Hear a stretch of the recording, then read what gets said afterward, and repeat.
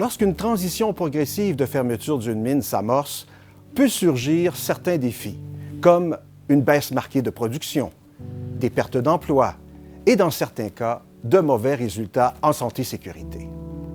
Pour y faire face, l'équipe de la mine Lapa est sortie des sentiers battus, en recherchant continuellement de nouvelles façons de prolonger la production et en s'assurant d'une performance record en sécurité.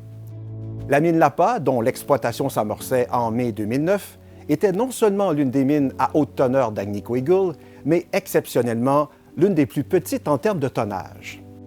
Initialement, la fermeture de cette mine était prévue au milieu de l'année 2016. Grâce à la persévérance et à l'ingéniosité de ses équipes, sa production s'est étendue jusqu'en 2019.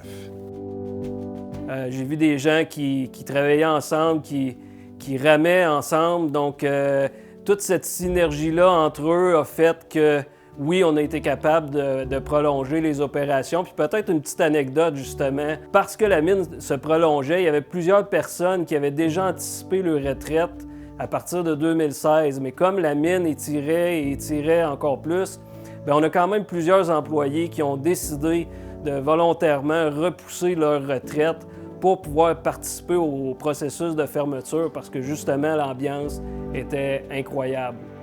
Donc, on voit encore une fois là, à quel point la mine Lapa était une opération particulière. L'accent fut mis sur une production sécuritaire permettant aux employés de se concentrer sur la réalisation de leurs tâches. Évidemment, dans le processus, il faut compléter la production, qui était la partie principale de notre travail, mais on avait aussi un plan de fermeture qui était déjà établi. Donc, à travers la fin des opérations de production, il fallait mettre en branle également le processus de fermeture de la mine. Donc, à ce moment-là, il a fallu commencer progressivement à démanteler certains équipements, autant sous terre, autant en surface. Donc, aussitôt qu'on avait une opportunité de commencer à faire de la restauration, si vous voulez, du site, on en profitait. Mais le défi, c'était de quand même pouvoir poursuivre la production et même étirer la mine à travers ce processus-là. Dès 2014, l'équipe de ressources humaines s'assurait de la transparence des informations véhiculées pendant tout le processus menant à la fermeture de la mine.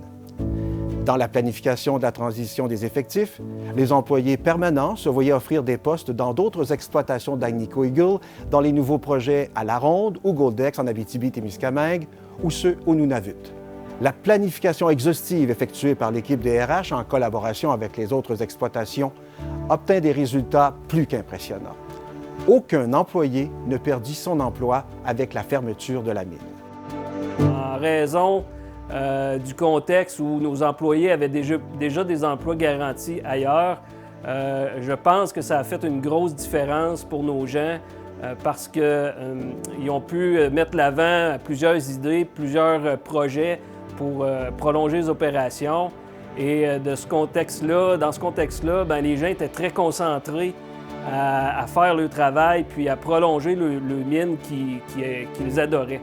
Donc, à ce niveau-là, ce qu'on a vu dans les dernières années, c'était vraiment un focus incroyable au niveau santé-sécurité, ce qui a fait que la mine Lapa a pu aller chercher plusieurs distinctions en santé-sécurité, dont le trophée le plus important au Canada, qui est le John T. Ryan National pour les résultats de 2017.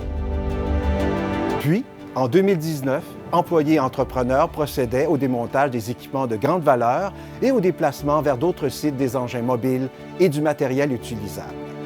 Enfin, des travaux de réhabilitation s'amorcèrent et ils prendront fin en 2027. Dans le prochain blog de notre série, nous approfondirons la notion de démantèlement d'une mine sur le plan physique, de la sécurité et ce de façon responsable.